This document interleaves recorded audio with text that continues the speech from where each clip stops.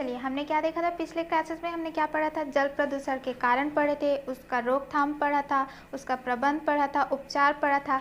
आज हम क्या देखेंगे, भौम जल तथा भौम जल स्तर। ठीक है, तो भौम जल क्या होता है, भौम जल स्तर क्या होता है। कभी भी आप क्या करते हैं, मिट्टी को थोड़ा सा खोदेंगे तो आप खोदने से क्या देखेंगे, जो मिट्टी है थोड़ी नमी आपको दिखाई देती है ना। अगर आप उसको क्या करेंगे, मिट्टी को थोड़ा और खोदेंगे तो आपको क्या दिखाई देंगे, बहुत सारे कण रहते हैं मिट्टी के, और कण में क्या रहता है, अवकाश रहता है, और सारे जो मिट्टी के कण के अवकाश रहते हैं उसमें क्या रहता है, आपका जल भराया रहता है। क्या रहता है, जल उसमें रहता है। तो उसके ऊपर परत आप देखोगे तो वो क्या कहलाता है, आपका भौम जल स्तर कहलाता है, जिसको इंग्लिश में क्या बोलते हैं, वाटर टेबल। ठीक है, मिट्टी को आप खोद रहे हैं, आपको क्या मिल रहा है, सॉइल के कण, है ना, मृदु के कण में क्या मिल रहा है, जहाँ पास अवकाश रहता है, गैप रहता है, वहाँ पास क्या रहता है, जल रहता है। उसके ऊपर परत को आप देखोगे तो वो क्या कहलाता है, आपका भौम जल स्तर कहलाता है। और उसके नीचे में आप देखोगे तो क्या रहता है, आपका भौम जल रहता है। क्या रहता है, भौम जल। ठीक है, तो ये भौम क्यों बोला जा रहा है, क्योंकि ये मिट्टी के अंदर से हमको पानी दिया जा रहा है, इसलिए हम इसे क्या कहते हैं, भौम जल कहते हैं। अब ये सोचिए कि ये जो भौम जल है ना, जो मिट्टी खोदने के बाद जो जल हमको मिल रहा है, वो आखिर में जल कहाँ से आता है। ठीक है, तो आप देखेंगे कि आप एक एक्सपेरिमेंट कर सकते हैं, एक एक्टिविटी कर सकते हैं खुद से। ठीक है, आप क्या करेंगे, कोई ऐसा ज़मीन में जाइए, ठीक है, मिट्टी वाले ज़मीन में जाइए, और जो आपका क्या रहता है, टाइल्स वाले जगह में चाहिए। ठीक है, तो ये क्या है, आपका मिट्टी वाले जगह में है, और ये क्या है, आपका टाइल्स वाले जगह में है। तो यहाँ पर हम क्या करेंगे, जब यहाँ पर हम पानी डालेंगे तो क्या होगा, वो नीचे नहीं जाता है ना, वो वहीं पर रहेगा। लेकिन जैसे ही हम मिट्टी में डालते हैं पानी, तो वो क्या होता है, आपका क्या करने लगता है, रिस कर, है ना, वो रिसाव होता है, और वो क्या होता है, धीरे धीरे क्या हो जाता है, अंदर चले जाता है। तो कभी भी क्या होता है, वर्षा होता है, तो जो वर्षा का जल है वो क्या होता है, रिस कर नीचे भूमि की तरफ चले जाता है। या फिर और भी प्राकृतिक स्रोत है, जैसे तालाब हो गया, नदी हो गया, तो वहाँ से भी पानी कहाँ चले जाता है, आपका मिट्टी में चले जाता है, भूमि में चले जाता है, और उसी को हम क्या बोलते हैं, भौम जल बोलते हैं। और उसके जस्ट ऊपर को क्या बोलते हैं, भौम जल स्तर बोलते हैं। आई होप कि आपको ये टॉपिक क्लियर है। ठीक है, चलिए नेक्स्ट टॉपिक देखते हैं। तो अब हम क्या पढ़ेंगे, भौम जल स्तर का अवक्षय डिप्लेशन ऑफ वाटर, है ना। तो मतलब क्या है कि हमने भौम जल देखा, हमने देखा कि वर्षा का जल या फिर प्राकृतिक स्रोत से क्या होता है, भौम जल रहते हैं। लेकिन क्या होगा, डिप्लेशन या फिर अवक्षय मतलब होता है कि आप भौम जल को भी देखेंगे, जैसे गर्मी का समय आता है, तो गर्मी के समय में क्या होता है, आपका हैंडपम्प हो गया, आपका बोर हो गया, नलकूप हो गया, ये सारे से क्या होते हैं, आपको पानी नहीं मिल पाता है। उसका कारण क्या है, क्योंकि जो भौम जल है वो क्या हो गया, ख़त्म हो गया, वो धीरे धीरे ख़त्म होते जा रहा है। तो उसका रीज़न क्या है, कारण क्या है। ठीक है, बहुत सारा आप क्या करते हो, पेयजल के लिए, है ना, घर निर्माण के लिए, कृषि कार्य के लिए, सारे चीज़ कौन सा यूज़ होता है, भौम जल यूज़ होता है ना। कौन सा यूज़ होता है, हमारा भौम जल यूज़ होता है। घर का निर्माण करना है, कृषि कार्य है, पीने के लिए मोस्टली कौन सा जल होता है, भौम जल होता है, जिसके वजह से क्या हो रहा है, आपका भौम जल यूज़ हो रहा है। अब वर्षा क्या होता है, गिरते जाता है वर्षा का जल, और वो क्या होगा, रिसाव होगा उसका, तो वो भौम जल क्या हो जाएगा, वापस से जैसे था वैसे आ जाएगा, है ना। उसका जो स्तर था वो वापस से जैसे था वैसे आएगा। लेकिन क्या होगा, अगर वर्षा जल पर्याप्त मात्रा में नहीं गिर रहा है, तो वो क्या हो जाएगा, भौम जल क्या होगा, धीरे धीरे क्या होते जाएगा, कम होते जाएगा, कम होते जाएगा। तो क्या होगा, हमको वो जो भौम जल है हम उसका उपयोग नहीं कर पाएंगे। उसके अन्य कारण भी हैं। ठीक है, जनसंख्या का बढ़ना, जितना ज़्यादा जनसंख्या बढ़ रहा है उतना ज़्यादा क्या हो रहा है, भौम जल का इस्तेमाल होते जा रहा है। ठीक है, कृषि उद्योग का भी बढ़ना, है ना, और क्या है, औद्योगिक का भी बढ़ना, वो भी क्या है, इंडस्ट्रीज़ बढ़ रहे हैं, तो वो भी यही पानी ज़्यादा यूज़ कर रहे हैं। आपका कृषि लोग भी क्या कर रहे हैं, यही पानी यूज़ कर रहे हैं। अल्प वर्षा, है ना, एक और रीज़न क्या है, सबसे ज़्यादा आपका क्या है, अल्प वर्षा। तो अल्प वर्षा के वजह से भी क्या हो रहा है, आपका पानी क्या हो रहा है, जो भौम जल का स्तर है वो धीरे धीरे गिरता जा रहा है। अब वर्षा पर्याप्त मात्रा में होगा ही नहीं, तो उस वर्षा का जल का रिसाव कैसे होगा, है ना। तो आपका क्या बोलते हैं, भौम जल कैसे पहले था वैसे ही रहेगा। और क्या हो सकता है, जंगल कट रहे हैं ना, तो जंगल कट रहे हैं तो वर्षा वहाँ पर क्या होगा, नहीं होगा। तो वर्षा वहाँ पर नहीं होगा, वो भी एक कारण हो गया आपका। और क्या कारण हो सकता है, अल्प वर्षा हो गया आपका। और यहाँ पर देखो, जब पानी गिरता भी है ना, वर्षा होती है, तो वहाँ पर अगर क्या होगा, जगह नहीं है, वो क्या है आपका उपयोग क्या बोलते हैं, जितना जगह होना चाहिए भूम जल को रिसाव के लिए अगर नहीं है तो वो क्या हो जाएगा, अंदर नहीं जाएगा और क्या हो जाएगा, बाहर बाहर चले जाएगा। और रीज़न क्या है, रोड का निर्माण। अब रोड बन रहा है तो वो सीमेंट से बन रहा है, मिट्टी से नहीं बन रहा है, तो वो भी क्या हो रहा है, नीचे नहीं जा रहा है बल्कि बह के और कहीं चले जा रहा है। तो जो बह के जा रहा है वो क्या हो गया, हमारा तो उपयोग में नहीं आएगा, वो क्या हो जाएगा, गंदा हो जाएगा। तो ये सारे कारण के वजह से क्या हो रहा है, हमारा अवक्षय हो रहा है। ठीक है, क्या हो रहा है, भूम जल स्तर का अवक्षय हो रहा है। जैसे आप देख सकते हैं यहाँ पर ये बादल दिख रहा है, पानी गिर रहा है ना, तो यहाँ पर रिचार्ज लिखा है, मतलब कि वो वापस से क्या होगा, नीचे जा रहा है। ये आपको वाटर टेबल लिखाया है, वाटर टेबल मीन्स क्या होता है, आपका भूमजल स्तर हो रहा है। यहाँ पर हैंडपम्प लगा हुआ देख सकते हैं कि कितना क्या है, पतला होते जा रहा है। तो यहाँ पर क्या हो रहा है, अल्प वर्षा हो गया, आपका क्या है, जनसंख्या बढ़ना हो गया, और क्या बोलते हैं, रिसाव के लिए पर्याप्त जगह नहीं होना, ये सारी चीज़ें क्या है, कारण है। और उसी कारण की वजह से क्या हो रहा है, आपका भूमजल स्तर का अवक्षय हो रहा है। आई होप कि आपको ये टॉपिक भी क्लियर है। चलिए नेक्स्ट देखते हैं, जल प्रबंधन, वाटर मैनेजमेंट, कि हमको क्या करना है, जल को हम कैसे प्रबंधन कर सकते हैं, मैनेज कैसे कर सकते हैं। आप जानते हैं कि जल हमारे लिए कितना ज़्यादा ज़रूरी है ना। हमको कब पता चलता है जल हमारे लिए बहुत ज़्यादा ज़रूरी है, जब हमें वो जल मिलता नहीं है। आपको ये पता होना चाहिए कि जो जल की एक एक बूंद है वो हमारे लिए क्या है, बहुत ज़्यादा कीमती है। और वही कीमती को हमारे जो प्राचीन में जो लोग रहते थे उन्हें पता था, इसलिए वो क्या करते थे, पहले से ही जल को संरक्षण करके रखते थे। जैसे आप बड़े बड़े तालाब देखने को मिल जाएंगे, आपको गांव में भी देखने को मिल जाएंगे, शहर में भी देखने को मिल जाएंगे। तो तालाब आपको शहर और गांव में देखने को मिल रहे हैं, इसका मतलब यही है कि जब वर्षा जल होता था उनको क्या करके रखते थे, संरक्षण करके रखते थे, ताकि वो क्या कर सके, बाद में उसका उपयोग कर सके, है ना। इतना क्लियर हुआ।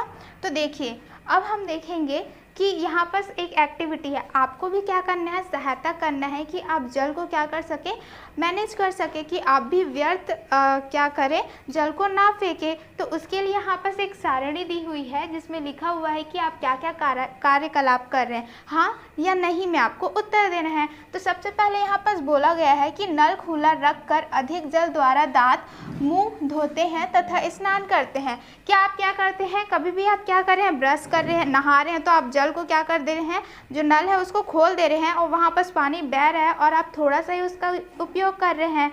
क्या आप ऐसा करते हैं, नहीं। तो इसका क्या होगा, उत्तर नहीं होगा। ठीक है, फिर नेक्स्ट क्या बोल रहा है आपका, टपकते या बहते हुए नल के जल को देखकर आप उसे बंद नहीं करते, आगे बढ़ जाते हैं, है ना। इसमें बोल रहा है कि अगर आपको दिख रहा है कि आपके घर है या फिर बाहर है, आपका कहीं पर नल खुला हुआ है, पाइप फटी हुई है, तो उसको आप क्या कर रहे हो, इग्नोर कर रहे हो, है ना, उसको वैसे ही रहने दे रहे हो, उसको बंद नहीं कर रहे हो, तो आगे बढ़ जा रहे हो। तो क्या आप ऐसा करते हैं, नहीं। ठीक है, तो हम इसमें क्या करेंगे, नहीं। अगर आप करते भी हैं तो बेटा ऐसे नहीं करना है, ठीक है। चलिए आगे देखते हैं, एक गिलास पानी लेकर आधा पानी पीकर आधा फेंक देते हैं। तो क्या कर रहे हैं, आपको आधा गिलास पानी चाहिए तो आप क्या करोगे, आधा गिलास पानी ही लोगे। अगर एक गिलास पानी चाहिए तो आप एक गिलास पानी लोगे, है ना। ऐसे नहीं करना है कि आप आधा गिलास ले लोगे, आधा गिलास फेंक दोगे। तो इसका उत्तर क्या होगा, नहीं। ठीक है, फिर आप कह रहे हैं बगीचे में शाम को जल ना देकर सुबह के समय जल देते हैं। ठीक है, तो ज़्यादा उपयोग वाला कौन सा रहता है, जब आप शाम को क्या करोगे, पानी दोगे। ठीक है, तो यहाँ पर क्या लिखा है, सुबह के समय जल देते हैं, तो यहाँ पर भी आपका उत्तर क्या हो जाएगा, नहीं होगा। ठीक है, फिर आता है बगीचे में उस जल का उपयोग नहीं करते जो रसोई घर से निकलता है अथवा सब्जी फल आदि धोने के बाद प्राप्त होते हैं। क्या होते हैं, जब हम किचन में काम करते हैं तो बहुत सारे सब्जी आते हैं, फल आते हैं, उसको धोते हैं, है ना। तो धोने से बहुत सारा पानी निकलता है, तो वो पानी को आप क्या कर रहे हो, फेंक दे रहे हो, और दूसरा न्यू पानी लेके क्या कर रहे हो, आप डाल रहे हो गमलों में। तो क्या कर सकते हो आप, रसोई घर से निकलता है अथवा सब्जी फल आदि धोने के बाद आप प्राप्त होता है, तो उसको आप क्या कर रहे हो, फेंक दे रहे हो, है ना। लेकिन ऐसा नहीं करना है, वही पानी को आप क्या कर सकते हो, डाल सकते हो गमले में। तो इसका उत्तर भी क्या होगा, नहीं। ठीक है। फिर आता क्या है आपका, वाहनों को धोने के लिए बाल्टी के स्थान पर पाइप द्वारा जल स्रोतों के जल का उपयोग करते हैं। तो यहाँ पर बोल रहे हैं अगर आपको बाइक धोनी है तो उसमें आप क्या कर रहे हो, बाल्टी और मग का यूज़ करो। आप बाल्टी और मग का यूज़ करोगे तो क्या होगा, आपका पानी कम खर्च होगा। अगर वही आप पानी पाइप से डालोगे तो पाइप क्या होगा, आपका बहुत ज़्यादा पानी आपका गाड़ी तो धोएगा लेकिन बहुत सारा पानी भी क्या हो जाएगा, व्यर्थ हो जाएगा। ठीक है, तो इसका आंसर भी क्या होना चाहिए, नहीं। तो हम यहाँ पर क्या लिख लेंगे, नहीं। ठीक है, बर्तन, बाल्टी अथवा टंकी में जल बाहर बहते तक भरते हैं। जब आप क्या कर रहे हैं, बाल्टी भर रहे हैं, गंजी भर रहे हैं, किसी में भी पानी भर रहे हैं, तो जब वो क्या हो जाता है, पूरी तरह भर जाता है, तो आपको क्या करना चाहिए, उसको रोक देना चाहिए, नल को बंद कर देना चाहिए। कि वो बह रहा है और फिर भी आप क्या कर रहे हो, उसको बंद नहीं कर रहे हो, तो आप तो बंद कर देते हो। तो इसका सही उत्तर क्या होगा, नहीं। तो आप देख सकते हैं कि अगर आपका ये सारणी में क्या हो रहा है, पूरी तरह से आपका क्या हो रहा है, आंसर नहीं हो रहा है, तो आप भी क्या कर रहे हैं, आप भी क्या कर रहे हैं, जल को सुरक्षित करने में हेल्प कर रहे हैं। अगर आपका सब जगह हाँ आंसर आ रहा है तो आप समझ जाना कि आप क्या कर रहे हैं, जल को व्यर्थ कर रहे हैं। ठीक है, आपको पता होना चाहिए कि जल हमारे लिए बहुत ही ज़्यादा कीमती है। हमको जल मिल जा रहा है, इसका मतलब ये नहीं कि बाकी लोगों को भी जल मिल रहा है। बहुत से लोग ऐसे होते हैं जिनको क्या होता है, जल नहीं मिल पाता और वो पानी की कमी से क्या हो जाते हैं, मर जाते हैं, है ना। इसलिए आपको ज़्यादा ध्यान देना है कि आप पानी को व्यर्थ ना फेंकें। ठीक है, अभी जो हमारे कृषि भी हैं वो भी क्या कर रहे हैं, अनेक प्रकार के क्या कर रहे हैं, इक्विपमेंट्स यूज कर रहे हैं ताकि वो कम से कम क्या कर सके, पानी डाले। जब सिंचाई करे तो कम से कम पानी खर्च हो। जैसे कि आपका क्या है, ड्रिप इरिगेशन यूज़ कर रहे हैं, आपका फुव्वारा वाला इरिगेशन यूज़ कर रहे हैं। ठीक है, तो देखते हैं 1 बाय 1 कि क्या होता है, ड्रिप इरिगेशन क्या होता है। ठीक है, ड्रिप इरिगेशन में क्या होता है, आपका जो पेड़ पौधे रहते हैं, ठीक है, यहाँ पर क्या होता है, आपका इस तरह से पेड़ है तो वहाँ पर पाइप लगी रहती है और जहाँ पर पेड़ है वहीं पर क्या होता है, पानी आता है। तो ऐसे आने से क्या होता है, आपका पानी जो है वो जहाँ पर जाना चाहिए वहीं जाता है। वो क्या हो रहा है, आपका इधर से क्या हो रहा है, फेंका नहीं रहा है। ठीक है, दूसरा होता है फुहारा वाला। आप गार्डन्स में मोस्टली देखे होंगे, इस टाइप का चलता है और यहाँ पर से क्या होता है, पानी फेंकाता है ना। वो गोल गोल घूमता है और पानी फेंकाता है, उसी को क्या बोलते हैं हम, फुहारा वाला बोलते हैं। ठीक है, इतना क्लियर है। चलिए नेक्स्ट देखते हैं। अगर आप अब आप समझ गए होंगे कि आपको क्या करना है ना, कैसे आप पानी को व्यर्थ नहीं करेंगे और कैसे आप क्या करेंगे,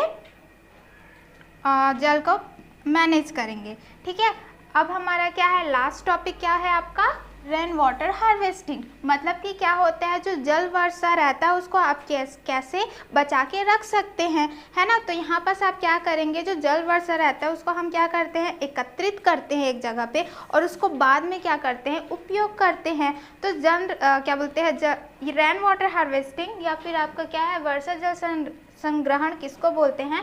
यहाँ पर जब वर्षा गिरता है ना, तो उससे पहले हम क्या करते हैं, गड्ढा खोद के रख देते हैं एक पाइप से, इस प्रकार से, है ना। वो पाइप ऐसे करके खोद के रख देते हैं, फिर जो वर्षा है वो वहाँ पर एकत्रित होता है। वहाँ पर एक गड्ढा खोलोगे, है ना, क्या करोगे, एक गड्ढा खोलोगे और वो क्या रहेगा, यहाँ पर आप क्या करोगे, कुछ धूल कुछ कण ऐसे करके वहाँ पर रख दोगे, बिछा दोगे। और ये क्या रहता है, जो उसकी दीवारें हैं वो कंक्रीट की बनी रहती है और इसके नीचे साइड में क्या रहता है, आपका बालू रहता है। वो क्या करता है, छन्ना का काम करता है। तो जब पानी क्या होता है, पाइप के थ्रू यहाँ आता है तो वो छन जाता है और नीचे और चले जाता है। ठीक है, तो वो क्या होता है, आपका वो पानी क्या रहता है, अच्छा रहता है, जिसको आप बाद में यूज़ कर सकते हो क्योंकि वो छन रहा है। ठीक है, जैसे यहाँ पर आप देख सकते हो कि ये एक घर है, घर के ऊपर एक क्या है, रूफ है और वहाँ छत है। छत में क्या डाल दिया है, पाइप डाल दिया गया है। वहाँ पर क्या होता है, जब पानी ज़्यादा भर जाता है तो पाइप से इधर आके यहाँ जाता है, जब ओवरफ्लो होता है तो फिर यहाँ से जाके यहाँ और हैंड पंप के थ्रू वो क्या हो जाता है, आपका बाहर निकल जाता है। तो इस प्रकार से भी आप अरेंजमेंट कर सकते हैं, है ना। ये भी क्या है, आपका जल वर्षा संग्रहण है। और इस प्रकार से भी आप क्या कर सकते हैं, गड्ढा खोद सकते हैं, है ना, और वहाँ पर भी आप क्या कर सकते हैं, जल को संरक्षण कर सकते हैं इस प्रकार से। ठीक है, और आप क्या कर सकते हैं, जो गांव के लोग हैं वो भी क्या कर सकते हैं, इसमें हमारी मदद कर सकते हैं। कैसे करेंगे, जब उनको पता है कि क्या होने वाला है, वर्षा ऋतु आने वाली है, तो उससे पहले क्या करेंगे, जो तालाब होते हैं, है ना, जो तालाब होते हैं उसको और गड्ढा कर दे। ज़्यादा गड्ढा करेंगे तो क्या हो जाएगा, ज़्यादा पानी उसमें क्या होगा, स्टोर होगा, है ना। या फिर छोटे छोटे और तालाब वो क्या कर सकते हैं, खोद के रख सकते हैं, ताकि कभी भी क्या हो, वर्षा हो तो वहाँ पर वो क्या हो जाए, स्टोर होके रह जाए। इतना क्लियर है। आई होप कि आपको क्या है, वर्षा जल संग्रहण समझ आ गया होगा। तो नाम से ही क्लियर है, वर्षा जल, है ना। जब वर्षा जल आएगा तो उसको क्या करना है, संग्रहण, स्टोर करना है, उसको बचा के रखना है। क्यों बचा के रखना है, कभी भी हमें क्या होगा, पानी की कमी होगी तो हम उसका बाद में उपयोग कर सके। ठीक है, इतना आई होप आपको क्लियर है। चलिए, यहाँ पर ये चैप्टर होता है कंप्लीट। तो ये चैप्टर से हमने क्या क्या सीखा है उसको हम देखते हैं। ठीक है, उससे पहले क्या है, आपका कुछ क्वेश्चंस है, पहले उसको सॉल्व करते हैं। जल प्रदूषण के प्रमुख कारण क्या हैं। ठीक है, जल प्रदूषण के क्या हमने पढ़े थे, एक तो मनुष्य क्या करता है, जो कार्यकलाप करता है उसके वजह से होता है, खेती से होता है ना, और किससे होता है, उद्योगों से होता है। ये उसका इम्पॉर्टेंट कारण है जो क्या करता है, जल को प्रदूषण करता है। तो हम क्या कर सकते हैं, जल प्रदूषण रोकने के लिए आप क्या उपाय करेंगे। सबसे पहले तो जो हमारे जरिए होता है, क्या होता है, हम कचरा को नाली में डाल देते हैं, तालाब में फेंक देते हैं, तालाब में क्या करते हैं, नहाते धोते हैं। वो सारी चीज़ें अगर हम बंद कर देंगे तो जल प्रदूषण नहीं होगा, है ना। जो खेत में क्या करते हैं, रासायनिक पदार्थ ज़्यादा उपयोग किए जाते हैं, उसके ट्रीटमेंट, उसको पहले क्या कर ले, साफ़ कर ले, फिर उसको नदी में बहाएं, है ना। जो भी उद्योग में जो पदार्थ, अपशिष्ट पदार्थ बनते हैं उसको भी डायरेक्ट क्या हो, नदी पे ना फेंके, उसको भी क्या कर सके, छान कर अच्छे से उस जो हानिकारक पदार्थ है उसको भी हम क्या कर सके, बाहर निकाल सके। इस तरह से क्या कर सकते हैं, काम करके हम जितने भी क्या हैं प्रदूषण को रोकने का काम कर सकते हैं। ठीक है, फिर नेक्स्ट क्या बोला है, जल प्रबंधन क्यों आवश्यक है। क्यों आवश्यक है, अभी जस्ट हमने पढ़ा कि अगर क्या बोलते हैं, जो जल है हमारे लिए बहुत ही ज़्यादा कीमती है, तो उस कीमती चीज़ को क्या करना चाहिए, हमको बचाना चाहिए, जो कि बहुत ही ज़्यादा आजकल क्या होता है, व्यर्थ होता है। ठीक है, क्लियर इतना। चलिए आगे देखते हैं, हम क्या देखेंगे, क्या क्या हमने सीखा। तो सबसे पहले क्या है, पृथ्वी का 3/4 भाग जल से ढका है, परंतु उपयोग करने योग्य जल की मात्रा बहुत कम है। हमने सबसे शुरू में ही पढ़ा था कि पृथ्वी में 3/4 भाग क्या है, आपका जल है, लेकिन जो हम उपयोग कर सकते हैं वो कितना है, बहुत कम है। जैसे है, 1 गिलास आपके पास पानी है तो उसमें सिर्फ आप 1 चम्मच ही जल का उपयोग कर सकते हैं, पीने के लिए, नहाने के लिए, धोने के लिए। ठीक है, क्लियर। नेक्स्ट क्या है, जीवन निर्वाह के लिए जल आवश्यक है। आप जो भी क्या करते हो, आप पानी पियोगे, ठीक है, तो क्या होता है, आपका जो प्रोसेस रहता है ना, बॉडी में जो भी बायोलॉजिकल प्रोसेस होते हैं वो क्या होते हैं, अच्छे से चलते हैं। इसलिए जीवन निर्वाह के लिए जल हमारे लिए क्या है, आवश्यक है। यह विभिन्न जैविक प्रक्रियाओं के लिए माध्यम का कार्य करता है। ये क्या करता है, जितने भी हम लोग की जैविक प्रक्रियाएं होती हैं, अगर उसमें जल नहीं है तो वो क्या होगा, अच्छे से कार्य नहीं करेगा। इसलिए क्या है, जल हमारे लिए बहुत ही ज़्यादा महत्वपूर्ण है। ठीक है, नेक्स्ट देखते हैं, जलीय जीव जल में घुली ऑक्सीजन का उपयोग श्वसन क्रिया में तथा वनस्पतियों कार्बन डाइऑक्साइड का उपयोग प्रकाश संश्लेषण में करती हैं। अब यहाँ पास क्या है, जल है, तो जल क्या रहता है आपका, उसमें ऑक्सीजन मिला रहता है। जो ऑक्सीजन रहता है वो क्या करते हैं, जो जीव है वो श्वसन के लिए यूज़ करते हैं, और जो कार्बन डाइऑक्साइड रहता है वहाँ पर जो जल में पेड़ पौधे रहते हैं वो उसका क्या करते हैं, कार्बन डाइऑक्साइड का उपयोग करते हैं, और क्या करेंगे, प्रकाश संश्लेषण, फोटोसिंथेसिस करते हैं और अपना खाना बनाते हैं।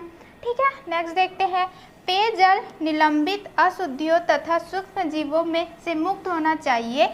जल को ब्लीचिंग पाउडर, पोटेशियम परमैंगनेट या बैगनी किरणों द्वारा कीटाणु रहित किया जाता है। ठीक है, तो इसमें क्या बोला गया है, जो पेयजल है, पेयजल किसको बोलते हैं, जो हम पी सकते हैं उसको हम पेयजल बोलते हैं। उसमें जो भी निलंबित, जो भी क्या है उसमें अशुद्धियाँ पाई जाती हैं, चाहे उसमें सूक्ष्म जीव हो, वो क्या होना चाहिए, मुक्त रहना चाहिए। उसमें ये दोनों चीज़ें नहीं होनी चाहिए, क्योंकि अगर ये होगी तो वो हमारे लिए क्या है, नुकसानदायक है। जल को क्या करना चाहिए, आप ब्लीचिंग पाउडर से, पोटेशियम परमैंगनेट से या पैरामैग्नेटिक किरणों के द्वारा क्या करोगे, जो भी उसमें कीटाणु है वो हट जाएगा और फिर आपको उसको उपयोग कर सकते हो। ठीक है, अशुद्ध जल का हिमांक 0 डिग्री सेल्सियस तथा क्वथनांक 100 डिग्री सेल्सियस है। अगर हम किसकी बात कर रहे हैं, अशुद्ध जल, जिसको इंग्लिश में क्या बोलते हैं, डिस्टिल वाटर, उसका क्या है आपका हिमांक कितना है, 0 डिग्री सेल्सियस है, क्वथनांक कितना है आपका 100 डिग्री सेल्सियस है, ये आपको याद रखना है। ठीक है, 4 डिग्री सेल्सियस पर इसका घनत्व सर्वाधिक होता है। अगर हम क्या कर रहे हैं, जल की बात करते हैं, अगर 4 डिग्री सेल्सियस में आ जा रहा है तो उसका जो घनत्व है, डेंसिटी है, वो बहुत ज़्यादा क्या होता है, बढ़ जाता है। आई होप इतना क्लियर है। चलिए नेक्स्ट देखते हैं। अधिक मात्रा में लवणों की विलयता के कारण समुद्री जल पीने के लिए अनुपयुक्त होता है। अब क्या है, जो समुद्र का पानी है वो तो बहुत सारा पानी है, लेकिन हम उसको फिर भी पी नहीं सकते। क्यों नहीं पी सकते? क्योंकि उसमें बहुत सारे लवण घुले हुए हैं, जिसकी वजह से वो बहुत ज़्यादा खारा हो जाता है और खारापन की वजह से हम उसका उपयोग नहीं कर सकते।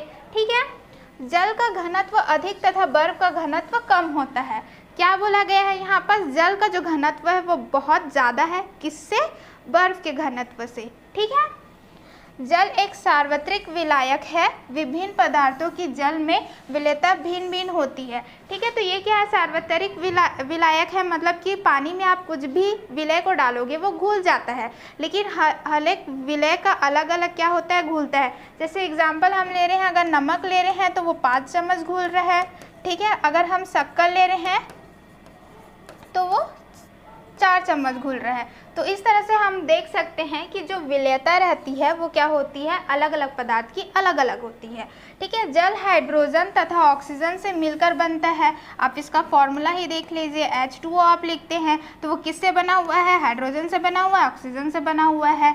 जल के विद्युत अपघटन से ज्ञात होता है कि प्राप्त हाइड्रोजन का आयतन ऑक्सीजन के आयतन का दुगना होता है। ठीक है, तो हमने क्या किया था, विद्युत अपघटन किया था, तो उसमें क्या हुआ था, हाइड्रोजन क्या हो गया था, टूट गया था, और क्या हुआ था, ऑक्सीजन भी क्या हो गया था, अवयव टूट गया था, है ना, अलग अलग हो गया था, विभक्त हो गया था। तो हमने देखा था जो हाइड्रोजन की मात्रा है वो हमेशा दुगनी होती है, किससे? ऑक्सीजन की मात्रा से। आई होप इतना क्लियर है। चलिए नेक्स्ट देखते हैं। फिर क्या है आपका, सही उत्तर चुनकर लिखे, है ना। हमको क्या देखना है, सही उत्तर देखना है। तो पहला क्या बोला है, बर्फ जल की सतह पर तैरती है, क्योंकि, है ना, जो बर्फ है ठंडी इलाके में आप देखोगे, फिनलैंड आइलैंड हो गया, तो वहाँ पर जो बर्फ़ है वो तैरती है ना जल में। तो क्यों तैरती है, उसका कारण क्या है? बर्फ़ का घनत्व जल से अधिक है। अगर बर्फ़ का घनत्व जल से अधिक होता तो वो तो डूब जाता, तो ये गलत है। बर्फ़ का घनत्व जल के बराबर है। अगर दोनों का क्या होता, बराबर होता, तो भी वो क्या होता, ऊपर में नहीं तैरता, तो ये भी गलत है। बर्फ़ का घनत्व जल से कम होता है। ठीक है, तो ये क्या है आपका, बर्फ़ का घनत्व, उसका जो घनत्व है वो जल से कम है, इसीलिए वो क्या हो रहा है, ऊपर में तैर रहा है। तो यही आपका सही उत्तर है। ठीक है, तो सही उत्तर क्या है, बर्फ़ का घनत्व जल से कम होता है। दूसरा क्या बोल रहा है, जल में हाइड्रोजन तथा ऑक्सीजन का अनुपात 2:1 होता है। ठीक है, किसके हिसाब से होता है, मात्रा के अनुसार। ठीक है, घनत्व के अनुसार, ये ना मात्रा के अनुसार होता है ना घनत्व के अनुसार होता है, आयतन के अनुसार। ठीक है, तो इसका सही उत्तर क्या होगा आपका, आयतन के अनुसार। अगर आप उसका वॉल्यूम देख रहे हो, आयतन देख रहे हो, तो वो क्या होता है, 2:1 होता है। तो क्या उसका सही है उत्तर, ख, आयतन के अनुसार। फिर तीसरा क्वेश्चन क्या बोल रहा है, जल चक्र है। जल चक्र क्या होता है आपका, वाष्पन की प्रक्रिया। सिर्फ उसमें वाष्पन होता है क्या, जो जल है वो जल के वाष्प में सिर्फ कन्वर्ट होता है, वो होता है, लेकिन सिर्फ इसमें क्या बोला है, वाटर इनटू वाटर वेपर बोला है, तो ये क्या है, गलत है। वाष्पन एवं संघनन की प्रक्रिया, ठीक है, उसमें क्या होता है आपका, जो जल है वो जल वाष्प में होता है, और जो वाष्प है वो फिर से जल में क्या हो जाता है, वापस से आ जाता है। तो इसका सही उत्तर क्या है आपका, ग है। ठीक है, जल चक्र है वाष्पन एवं संघनन की प्रक्रिया। ठीक है, नेक्स्ट देखते हैं। इसमें क्या बोला गया है, अशुद्ध जल है ना। अशुद्ध जल कौन सा है इसमें, समुद्री जल नहीं, वो तो खारा होता है। भूमिगत जल, और जो अशुद्ध जल है वो आपका शुद्धतम जल है ना, सबसे शुद्ध जल है। तो समुद्री तो खारा होता है। भूमिगत जल, उसमें भी क्या रहता है, बहुत सारे लवण जुड़े रहते हैं, तो वो भी गलत है। वर्षा जल है ना, तो वर्षा जल इसका क्या है, सही उत्तर है। जो वर्षा जल रहता है वो कैसा रहता है, अशुद्ध जल रहता है। ठीक है, इतना क्लियर हुआ। चलिए नेक्स्ट देखते हैं। अब हम क्या देखेंगे, रिक्त स्थानों की पूर्ति कीजिए। तो सबसे पहला क्या है आपका, जल एक ब्लैंक विलायक है, तो ये क्या होगा, सार्वत्रिक। अभी जस्ट पढ़ा हमने कि ये क्या है, सार्वत्रिक है, सभी विलय को क्या कर लेता है, अपने में मिला लेते हैं। ब्लैंक गैस जल में ब्लैंक गैस की अपेक्षा अधिक विलय है। ठीक है, तो यहाँ पर आप देखेंगे कि जो कार्बन डाइऑक्साइड है, दोनों गैस घुली रहती है ना। कार्बन डाइऑक्साइड गैस क्या रहती है, ज़्यादा घुली रहती है, किससे, किसकी अपेक्षा से, ऑक्सीजन गैस की। तो इसका सही उत्तर क्या हो जाएगा, कार्बन डाइऑक्साइड गैस जल में ऑक्सीजन गैस की अपेक्षा अधिक विलय होती है। फिर तीसरा क्या बोल रहा है, जल में कठोरता उसमें घुले ब्लैंक तथा ब्लैंक के लवणों के कारण होती है। हमने पढ़ा था ना कि कठोर जल होता है, कठोर जल में क्या के कारण होता है, आपका जो मैग्नीशियम होते हैं ना और कैल्शियम होते हैं, ये दो क्या है, उसके लवण के कारण है ना, उसके लवण मैग्नीशियम को और कैल्शियम के कारण क्या होता है, जो जल रहता है वो कठोर रहता है। ठीक है, अशुद्ध जल विद्युत का ब्लैंक होता है, क्या होता है, कुचालक है ना। अगर आप क्या बोलते हैं अशुद्ध जल लोगे तो वो कुचालक है, वो क्या होगा, इलेक्ट्रिसिटी को, विद्युत को एक से दूसरी तरफ नहीं ले जाएगा, इसलिए वो कैसा है, कुचालक है। चलिए नेक्स्ट देखते हैं, जल के विद्युत अपघटन द्वारा उत्पन्न गैस जलने पर पॉप की आवाज़ उत्पन्न करती है। जब हम क्या कर रहे थे, एक्टिविटी कर रहे थे, फिर हमने क्या किया था, माचिस को लेके गए थे, किस पे गए थे, हाइड्रोजन गैस पे। कौन से गैस पे गए थे, हाइड्रोजन गैस पे गए थे। तब हमने देखा था कि जो क्या बोलते हैं, वो जो आग है वो कैसे जला था, ब्लू कलर का जलने लग गया था और पॉप का आवाज़ निकालने लग गया था। तो इसका सही उत्तर क्या होगा, हाइड्रोजन गैस। ठीक है, इतना क्लियर। यहाँ पर ये चैप्टर क्या होता है, समाप्त होता है। आई होप कि आपको इसमें से कोई से भी डाउट नहीं है। अब हम मिलेंगे आपको नेक्स्ट वीडियो में नेक्स्ट चैप्टर के साथ। धन्यवाद।